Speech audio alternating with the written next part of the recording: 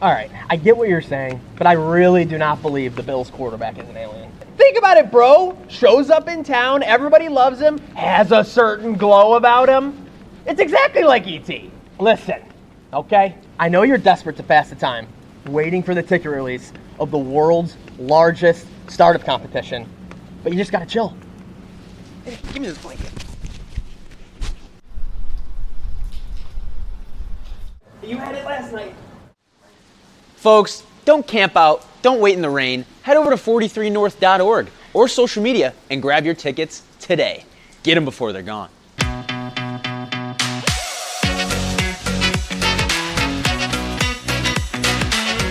I'm telling you, he is hiding in plain sight. Even think about his last name. What do you mean? Allen? That's pretty standard. Is it A-L-L-E-N or is it A-L-I-E-N?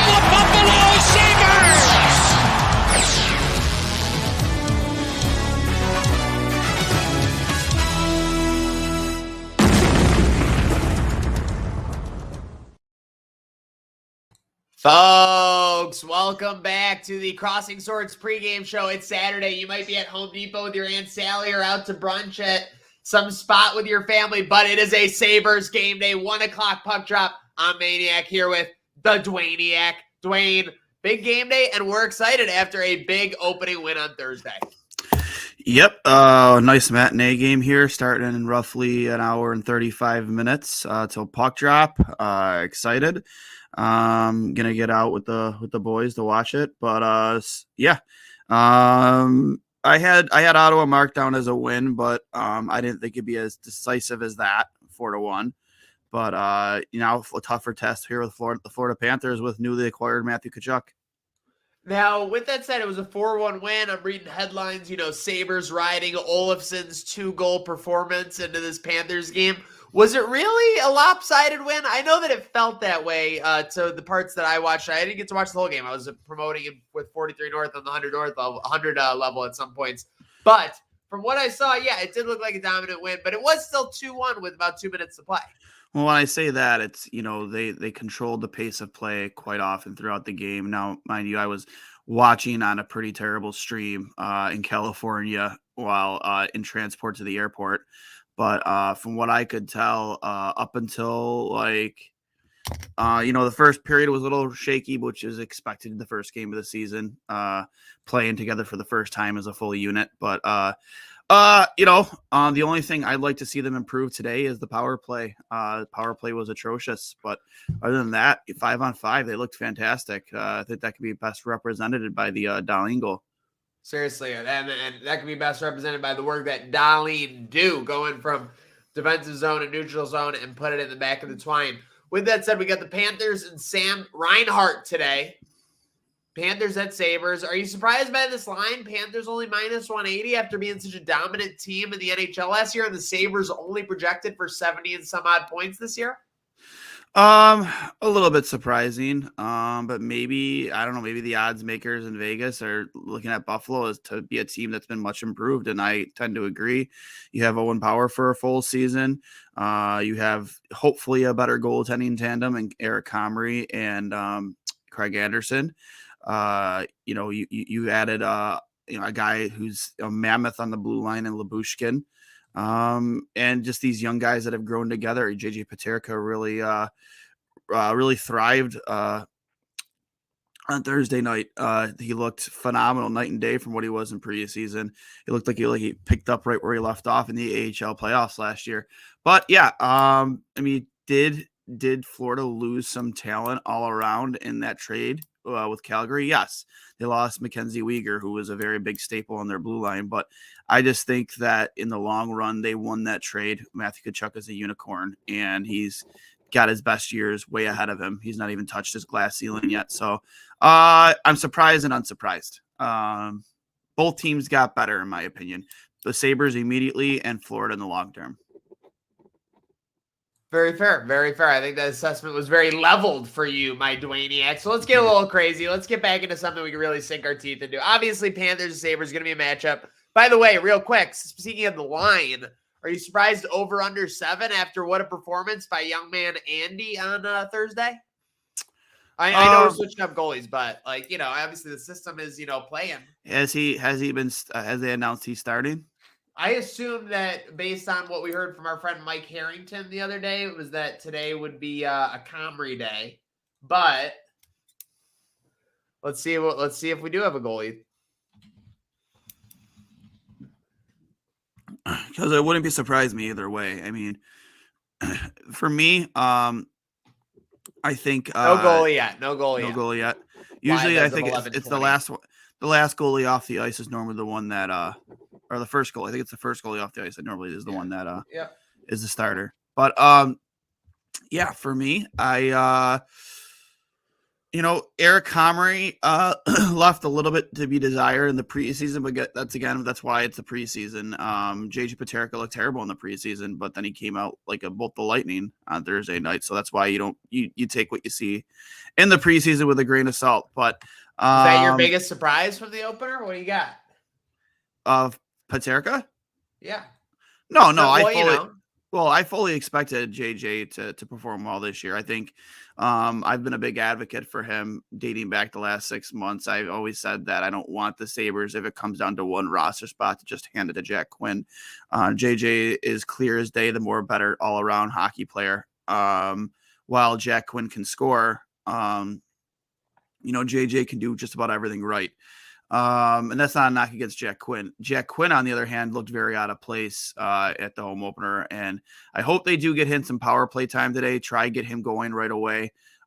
Give him some confidence here early on, because the last thing we want to see is this kid in his rookie season really grip the stick a little bit too tight coming into this first set of games, especially with a long West Coast trip right on the horizon. Those aren't easy.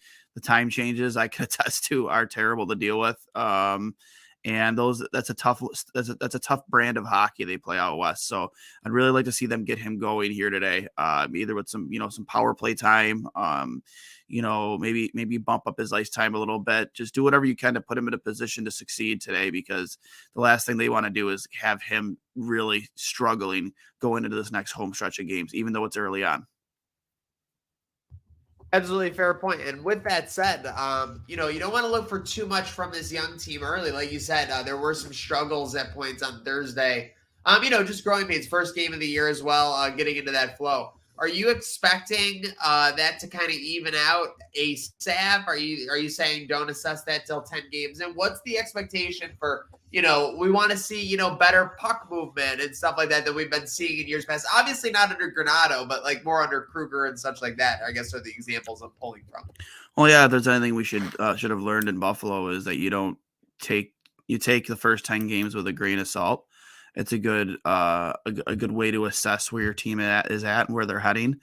But yeah, I have the Sabres probably going 5-3, 5-3-1, maybe their first 10. I know our guest last night, Sage, on Two Goalies with Mike, had a very similar record prediction. But I really do believe it. There's a lot of winnable games on this schedule. I would say that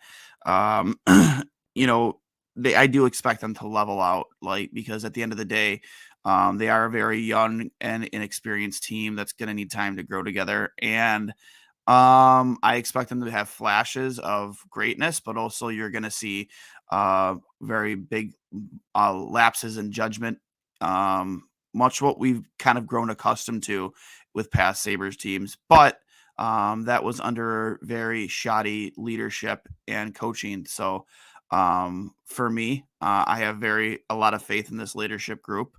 And you have a bunch of guys on this team who don't need a letter to lead. And I just think that's going to be the biggest difference maker is Granato and that leadership group. Got myself mute monster. Don't need a letter to lead. I like that.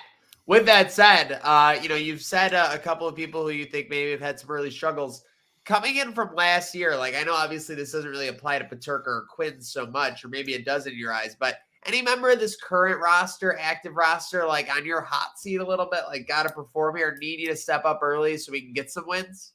Anders Bjork. I mean, I'm surprised he's even still on the team, to be quite honest. I don't know.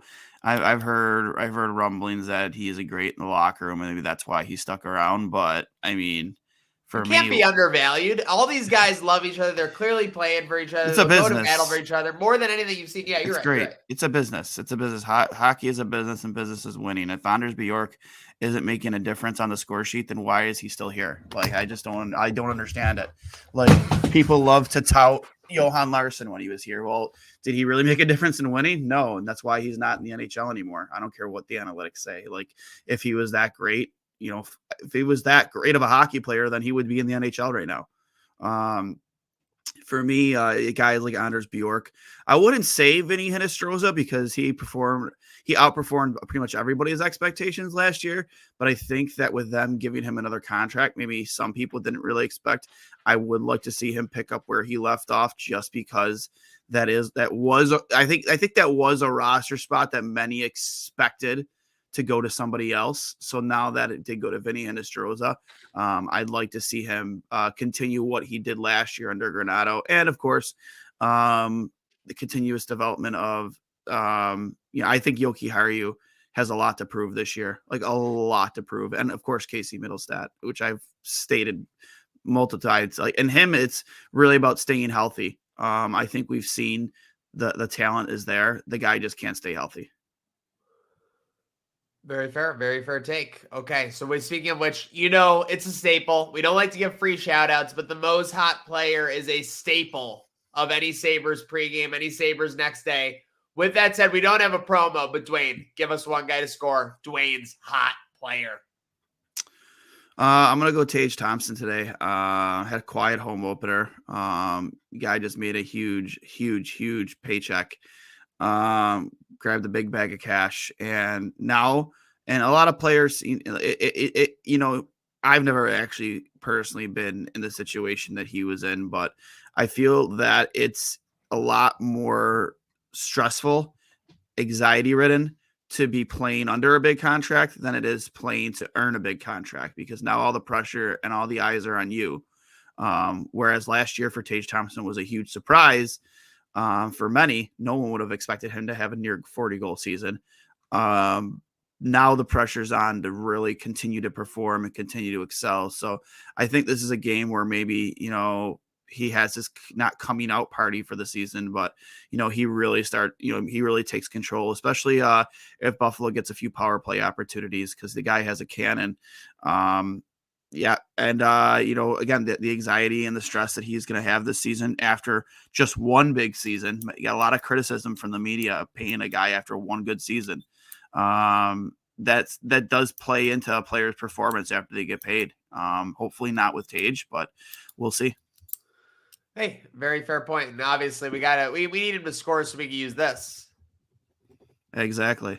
My prediction officially today, since we're getting into the prediction portion of our show here on the Cross the Swords pregame show, I have Tage Thompson netting 2 goals. Sabres win 4-2 over the Panthers. A tired Panthers squad coming from the island, coming to here, and then anxious to get back home to start their schedule. I could definitely see a Buffalo win. I think it'd be a little more of a higher scoring affair. I predicted last night 6-4 or 5-4. So yeah, I could definitely see Buffalo winning this game.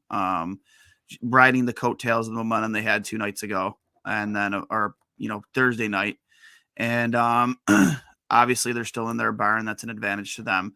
And like you said, a tired Panthers team after performing on Long Island. So we'll see what happens here. At least we all got to see a botched marriage proposal out of that game too, which was not funny, but funny.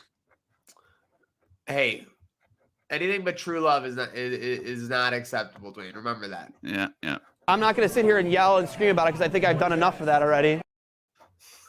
Applies to that as well, folks. It's Yeah. all about 3 words here on the Crossing Swords pregame show. Let's go, Buffalo. So with that said, let's go Buffalo.